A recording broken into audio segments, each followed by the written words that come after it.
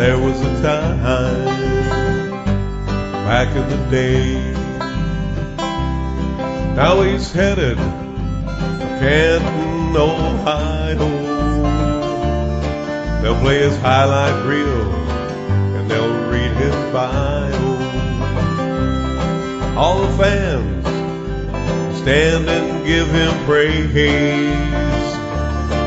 They don't know the price that he paid. There was a time back in the day, he was the best that you ever saw play. But the game stole his mind and soul away. There was a time back in the day.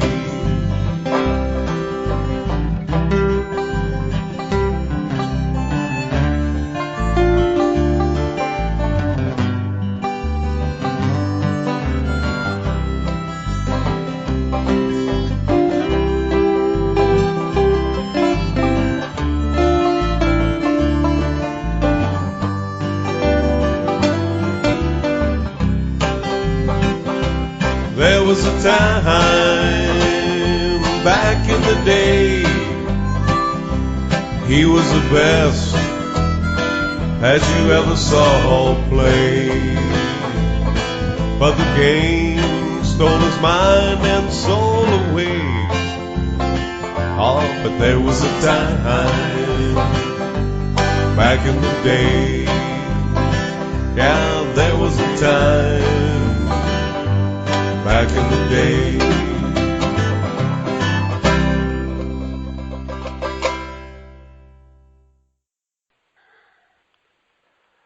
All right, guys, we're back. That was Back in the Day from Jeff Seversen, former Washington Redskin, Houston Oiler, St. Louis Cardinal. Almost said Arizona Cardinals there. Yeah. But so what's your take on the way the NFL treats their retired players?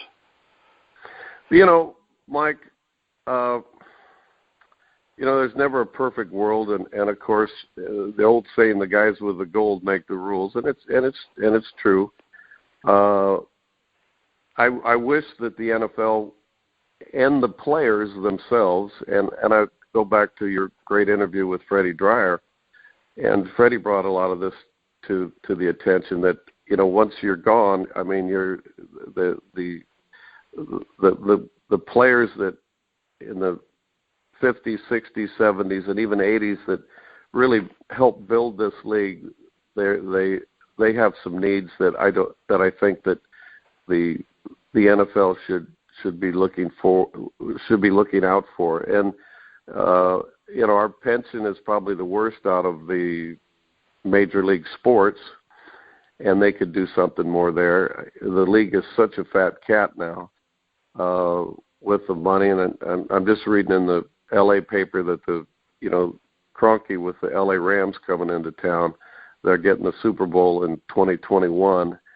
And, this is the money is so big in the NFL, and just to help the guys out that are in need physically and stuff would really be a feather in the cap to the NFL for doing more for these guys. That's we all knew the risks of playing, but they never really recognized the concussions thing like they were aware of it. They were aware of it, the damage that occurred, and now we're really seeing it come to light with all the injuries. I mean, you can't watch a football game on the weekend without seeing at least a major injury on each team. So if you play 16 games, you're going to have probably an average of 15 to 20 players with a major injury that puts them out for the year. That's it gets pretty to the substantial. point now, the team that wins the Super Bowl is the team that took the least amount of injuries during the season. Yeah, having a healthy squad. I mean, you get your quarterback knocked out, who is, the straw that stirs the drink, and you're in trouble. So. Yeah, I mean, you look at the Bengals last year, 10-2, lose the quarterback. Before you know it, you're 12-4, and you're having to play a first-round playoff game without your starting quarterback still. Perfect example. Yeah. So, what occupies your days now, Jeff? You know, Mike, when I was playing ball, I said, you know, I'm going to invest my money. And my good friend Jerry Scanlon, he owns Pacific Coast Realty, and we started buying properties together, and then in the off season I got my license. So the real estate business has been really good here in Southern California to me, and we've had some nice investments that we've had for a long time. So I still have my hand in the real estate business. I've got a daughter that has blessed me with 2 great grandchildren, Gavin Wines and CJ Wines. Gavin is the number 4 hitter at Long Beach City College baseball, and CJ is an up-and-coming golfer. So it's a great thrill to go watch him play baseball. He's a freshman and led the team in RBIs at bats fourth, and I love to go watch, you know, spend time with them. And I travel a lot. I'm going to Barbados here in a couple of days and just kicking back. And we do a lot of charity events for Wilson High, City College, Long Beach State. That's important to me to give back. And I do a Special Olympics golf tournament every year, which I think is a great cause. So the day goes by pretty fast, playing a little golf, picking the guitar. We do special events with our band. And if any of your listeners are interested in the CD, please, we'll be glad to get them one at a very affordable price. Some of the monies from the CD will go to Special Olympics and also the NFL alumni. So I figured that it was time to do it. I'm in my 60s. I said it was time to put this thing out. But the CD came out pretty good. A lot of all these songs, I felt a sense of accomplishment after writing them, and I enjoy playing the guitar and singing, and so it's been a good life, Mike, and I'm very content. I got a beautiful girlfriend that works for Club Corp, so she keeps me in you know, the big golf company, so she keeps me supplied with golf balls. There you go. Hey, Jeff, it was absolutely an honor to have you on. We're going to end the show today with a little bit of Hail to the Redskins. You want to tell people about that a little bit? Sure.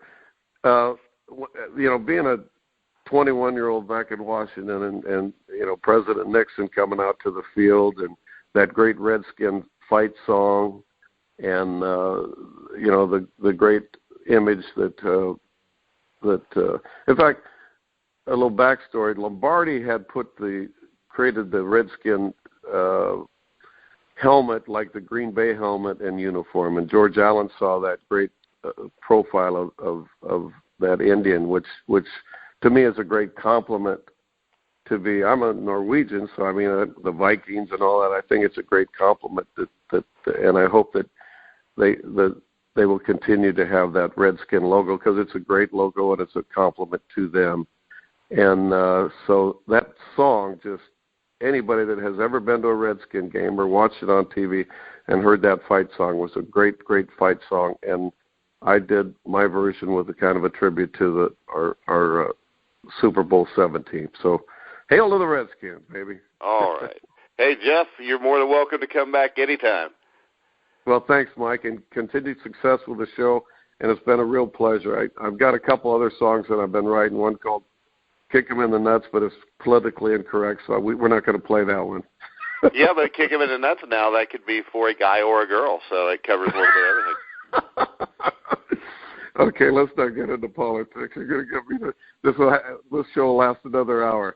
Mike, it's been a great pleasure. We can do that sometime if you want, because I think we pretty much agree on all that stuff, too. But, yeah. All right, guys, we're going to finish the show off with Hail to the Redskins by Jeff Seversen. Make sure you check out The Grueling Truth at thegruelingtruth.net. If you're interested in one of Jeff's CDs, shoot us a message on Facebook, Twitter, at Grueling Truth, or just send us an email at thegruelingtruth@gmail.com. So if you're interested in getting one of Jeff's CDs, let us know, and we'll put you in touch with Jeff. But for Jeff Seversen, I'm Mike Goodpaster. You've been listening to The Grueling Truth, where the legends speak.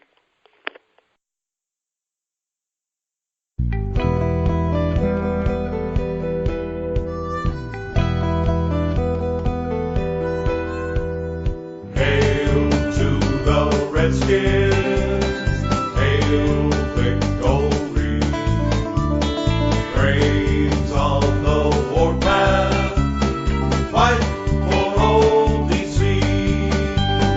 Run or pass and score, we want a lot more. Beat 'em, swamp 'em, touchdown, let the points score. Fight on, till you have won, sons of Washington. Fight. Hail to the Redskins. Hail victory. Braves on the warpath.